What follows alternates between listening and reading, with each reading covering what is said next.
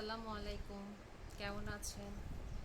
বিপর্যয় আমাদের জীবনে এমন এক অধ্যায় যেখানে সব কিছু থেমে যায়। সামনে শুধু অন্ধকার, মনে হয় কিছুই বাকি নেই। আমাদের সব চেষ্টা, সব স্বপ্ন চোখের সামনে যেন ভেঙে চুরমার হয়ে গেছে। আমরা অনেকেই সে সময় নিজেকে খুব অসহায় অনুভব করি। মনে হয় কিছুই বাকি নেই। সত্যিই কি সব শেষ হয়ে যায়? একটা কথা কি জানেন?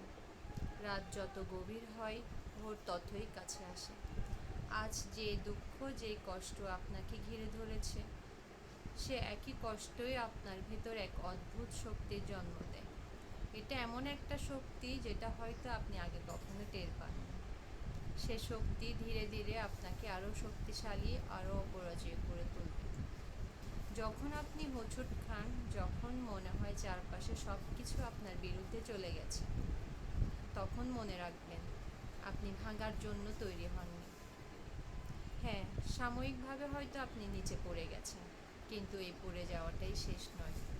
এটা একটা শুরুর মুহূর্ত। নতুন করে আপনার শক্তি, আপনার সাহসকে আবিষ্কার করার সময়।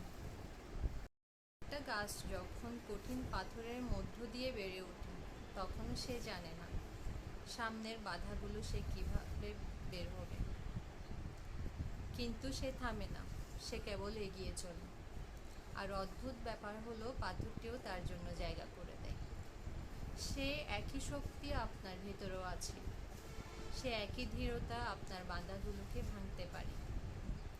মনে রাখবেন, বড় বড় বিপর্যয়গুলো আসলেই আমাদের বড় কিছু শেখায়।